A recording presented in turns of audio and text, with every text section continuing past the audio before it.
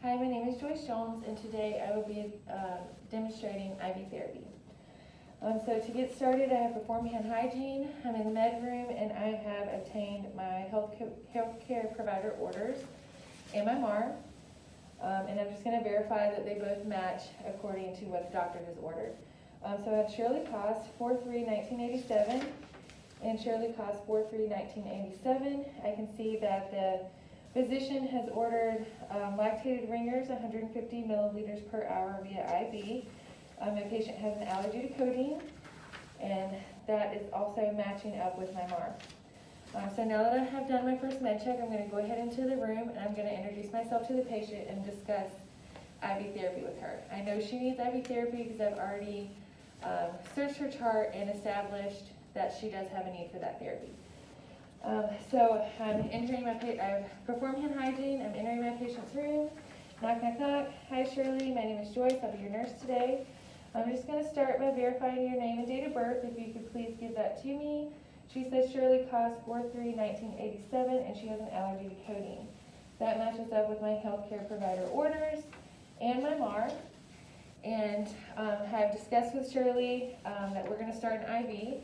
I've asked if she has any questions or if she's had one before. She said that she has, and it's not a big deal. She knows the drill. So I'm just going to go into the med room now, and I'm going to gather my supplies and do my second med check. So I perform hand hygiene again. I'm in the med room, and I'm just going to go ahead and pull my medication from the Pyxis. So once again, double checking my healthcare provider orders and my MAR. The name and birthday matches up, and I will go ahead and fill out that lactated ringers. So I have here lactated ringers, 1,000 milliliters, IV fluid, which matches my MAR and my healthcare provider orders. I'm just going to go ahead and double check that this has not been opened or tampered with, that the color and clarity is fine, and that it is not expired. So that looks good, and I'm just going to go ahead and gather the rest of my supplies for initiation of this IV. So I have my primary tubing, my extension tubing, some saline, and I've also obtained a sticker for my lactated ringers that matches up with my MAR and healthcare provider orders. So now I'm going to gather my supplies and go into my patient's room. I have performed hand hygiene, and I'm in the room. I provided privacy for my patient, and I'm just going to double check one more time, name, date of birth, with my healthcare provider orders and my MAR. Shirley Cost, 4/3/1987, with an allergy to codeine, and I know there's no codeine in my medication. So Shirley Cost, 4/3/1987, we have lactated ringers, 150 milliliters per hour, and I have here the lactated ringers, it's 1,000 milliliters. So I'm just going to go ahead and open up this medication. Before I do that, I will go ahead and don some gloves. I don some gloves. Okay? And so I'm just going to open up this medication.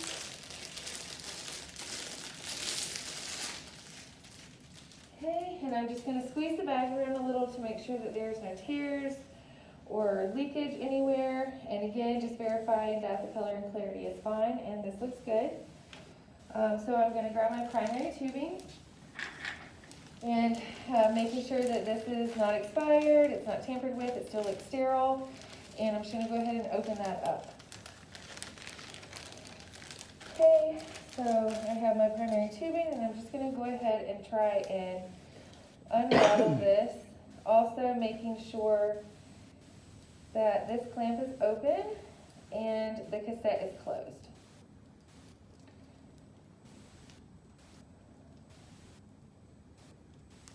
Okay, I'm going to be careful not to touch the end of this so that it stays sterile for insertion into the saline lock. Okay, and I'm just going to go ahead and spike my bag.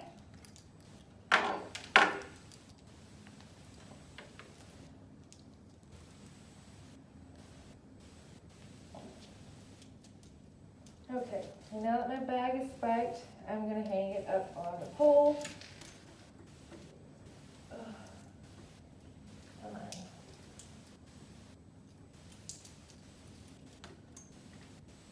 I'm too short for this. Okay, and so to get started, I will go ahead and fill my drip chamber about halfway full so that I can still see some air and some drips in there. I'm gonna turn my cassette upside down, open the clamp, and I need that trash can. It's okay. So I'm gonna be careful not to touch the tip of this. Now that Minnesota has filled, I'm gonna go ahead and invert and let the rest of that fill up. And I wanna make sure that I do not touch the tip of this, and I'm checking the length of the tubing to verify that there are no bubbles in the tubing. If there are, I can work with that to try and get those bubbles out. So just bear with me here a second, because I still see some bubbles.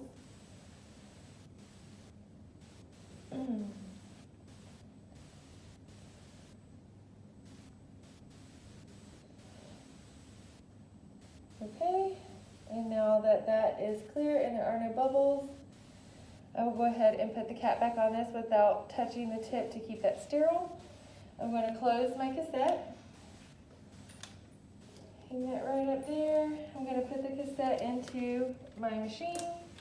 Make sure that my machine is turned on. And close that in there and set the rate to 150 milliliters an hour. Now that I've done that, I'm going to go ahead and label my medication with the appropriate label for my patient. And I will label my tubing with the type and type of tubing, if I can get it off. Maybe let's just do this one. Okay. So I'm going to label my tubing. Okay, now that that's done, I'm going to go ahead and prep for my saline lock. So I put on some new gloves just for extra safety measures.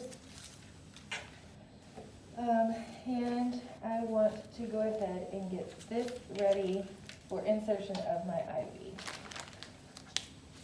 So I have gathered all my supplies and double checked that none of the seals are broken or anything, and everything is not expired. So I'm going to take my saline lock. This has not been opened or tampered with. It's absolutely fine. So I'm just going to go ahead and open that and prepare for priming the extension tubing. Okay, so I'm just going to take out my saline. I'm going to make sure to prime this tubing without touching the tip there.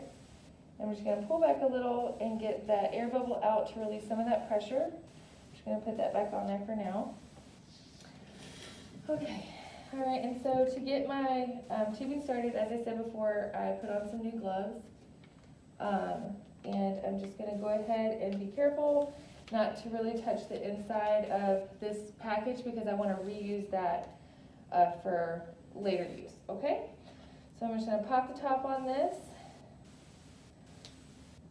and attach my saline.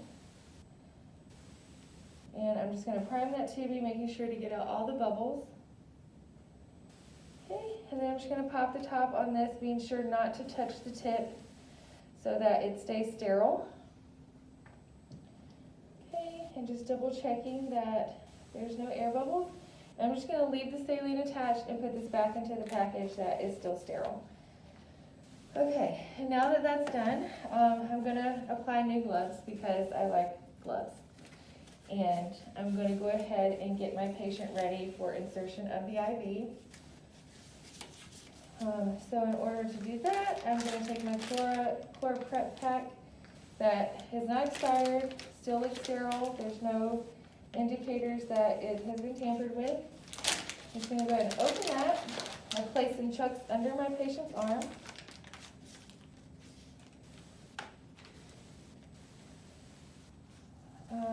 And I'm just going to prepare this. So I have a tourniquet here, and I'm just going to apply this to my patient's arm, letting her know that I'm just going to apply this to find a nice good vein to stick.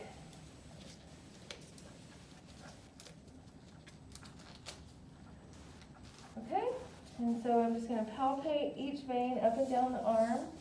Looks like this one's a pretty good one to start with.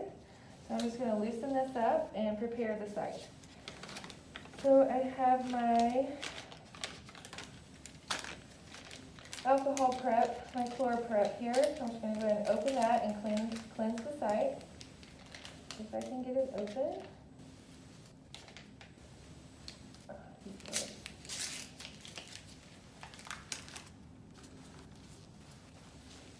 Okay. So I'm just gonna make sure to rub this area for 15 to 30 seconds and allow that to air dry.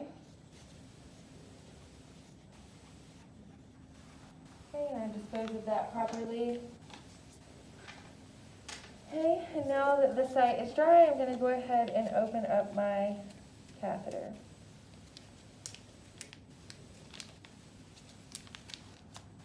Which, by the way, the package was not opened, not tampered with. It was absolutely fine and sterile for me to use. So I'm going to go ahead and apply back my tourniquet. And go ahead and let her know that we're getting ready to stick. So now that I have it, we're going to make sure that the bevel is up. I'm going to pull the skin taut in the area that I plan to stick. Go in at a 10 to 15 degree angle, and I see that flash of blood, so I'm going to advance the catheter, lower the catheter and advance it another 2 millimeters and pull off that tourniquet. I'm going to go ahead and advance that all the way up to the hub and then engage the safety of my needle, making sure to hold that stable. Okay, and occlude the vein, and I'm going to unhook that and put that in my sharps container. And then I will just take my saline lock and attach that to the hub of my needle, making sure to hold it nice and taut. Okay, and I'm going to unocclude that vein and just flush that a little to make sure that it is patent. Okay, and that looks good. So I'm going to go ahead and get my tape and stabilize my catheter. Just going to unhook this, and this would go in sharps. And I'm going to get another piece of tape and stabilize this one here.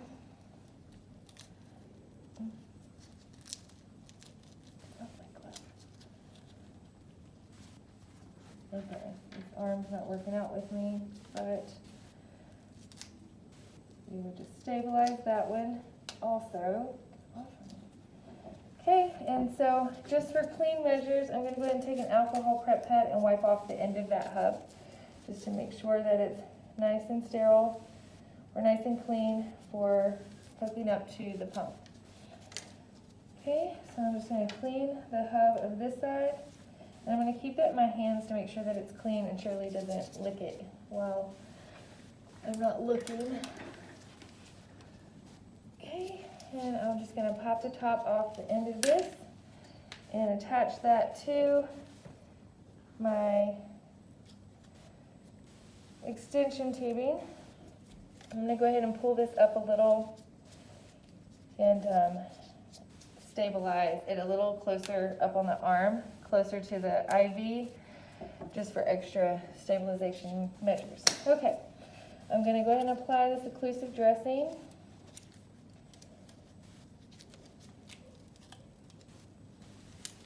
Okay, I swear I did this right. Okay, and I'm assessing the site at this time just to make sure that everything is fusing properly, because I've already set my pump to 150 milliliters per hour.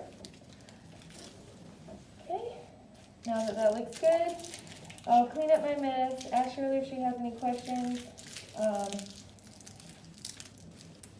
and document in the patient's record what gauge, length, and type of needle I use, what type of solution is infusing, the flow rate, my initials, time, date, assess the site. And so it's been a few hours now, Oh, before I leave the room, I will put on a label next to the patient site. Okay, and now it's been 72 hours, and the doctor has ordered for Miss Shirley to have a discontinue of her saline flush. So I have done my safety check, and I have found that we're happy with their hydration status, and we're going to go ahead and come in the room, verify Shirley's name and date of birth. So it's Shirley Cost, 4/3/1987, and that matches up with my healthcare provider order. She has an allergy to codeine, which she told me. And I'm just going to verify that Shirley, so the doctor wants to discontinue the saline flush. We're happy with your status, so we're going to go ahead and discontinue that for you. So I will turn off the pump, close my tubing, and get ready to take out the saline lock, or get ready to discontinue the saline lock. So this arm doesn't really want to cooperate with me. But, okay, so I've gathered my supplies, and now I'm just going to go ahead and discontinue this saline lock. So I have saline here, and this has not been tampered with, it's not expired. I'm going to go ahead and prep this by releasing the cap, pulling back slightly, and releasing that extra fluid. Okay, and so I'll just start by taking off the tape that I have here to anchor down this tubing. Okay, and I'm just going to go ahead and disconnect the IV pump.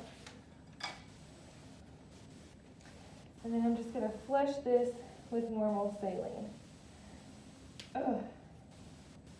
So, and connect. I'm just going to flush that. I can see that it's flushing well, and I'm assessing the site as I do this, and that looks good. So I'm going to go ahead and close off the clamp, and I would document what I did as far as discontinuing this and discontinuing the saline lock, but we're going to leave this here until the doctor discontinues IV.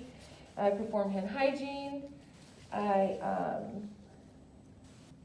assess the site, and I will just document that it was still patent, and my name and date, and the time. Okay, and now, so performing hand hygiene, left the room, donned new gloves, and I have now received orders to discontinue the saline lock for discharge home. So I've again come into the patient's room, and I verified that I have Shirley Cost, 4/3/1987, that matches up with my healthcare provider orders and what Shirley herself has told me, checking her wristband. And so I just speaking with Shirley now, just telling her that it's time to discontinue. We're happy with her hydration status, and she's going to be discharged home. So I verified all of that, and I'm now going to just discontinue this IV catheter. So in order to do that, I have grabbed some gauze pads and a Band-Aid, and I am now going to slowly take off her tape while holding steady onto the hub of that catheter.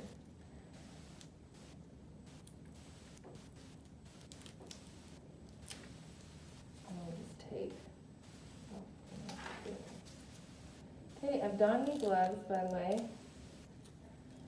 Okay, and just holding on to that catheter, I'm going to go ahead and take off this adhesive dressing.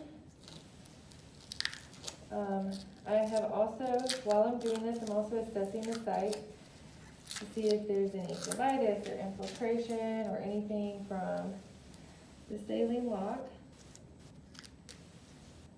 Okay, and so I'm just going to go ahead and get my gauze ready. I'm going to let her know that we're going to get ready to take this out, and I'm going to apply pressure and pull straight back and I'm just gonna inspect the tip while holding pressure on her arm for 30 seconds. I'm inspecting the tip, it's intact, and this would go directly into the sharps container. So I would hold pressure for 30 seconds, and then I'm just gonna remove this one and put this in the trash, and I will cover it back up and provide her with a Band-Aid. I will let her know to keep that Band-Aid on there for a couple hours after. And then I'm just gonna document the location, the site and its assessment. I'm gonna document my name and time, and that we discontinued and that the tip was intact, and that's all I can remember, and that's it. Thank you.